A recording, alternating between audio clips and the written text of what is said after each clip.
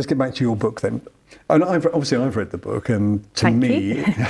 and to me, it seems like it's a way of communicating stuff with a patient, as you say, in layman's terms, which might help augment what you're doing in the clinic, or one of your practitioners is doing in the clinic when they're poking and prodding and yanking them around, if I can put it in such simple terms. Yeah. How did you divide the book up? What are the aspects that you're looking at specifically? So I divided it into some explanations around what we, as humans, the things that can trip us up, really. Yeah. So our tendencies, our kind of natural tendencies, how we're predisposed to react a certain way to life, to stress, to our stress responses, things like negativity bias, confirmation bias, those things that will lead us down a certain path, and that we perhaps, if we're aware of, we can mitigate slightly.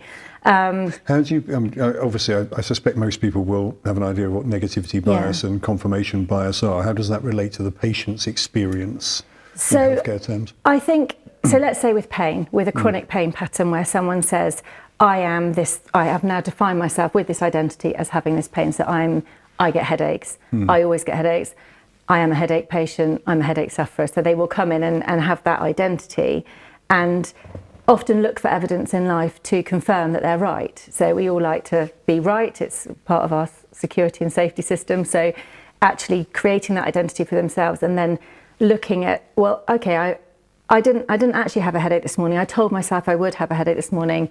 I'm looking for evidence that I'm going to get one. Oh, it's stormy outside. I always get a headache when it's stormy. So it's just looking at making sure that they're aware even of that tendency, so that it doesn't control them and it's not the master of them, really. Right. So it's just trying to make them understand that they could think differently, and it's not their fault that they think like that. They're not being hypochondriacs. It's not that they're bad. There's nothing to be ashamed of.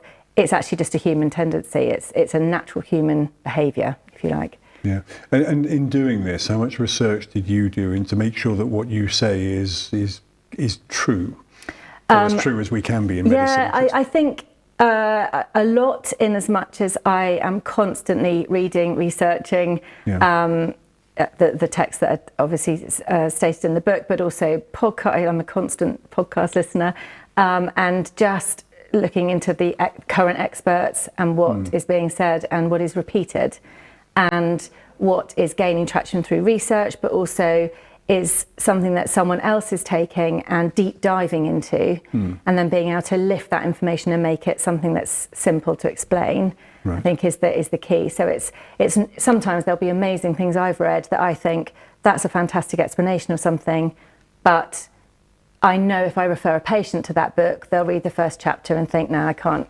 dive into this, it's too heavy. Often patients will say that, it's too heavy for me to read. And so I wanted to create something that gave them a taste of it. If they then found it really interesting, they could go off to the reference point, but it was written simply enough that they could get a grip on it, really.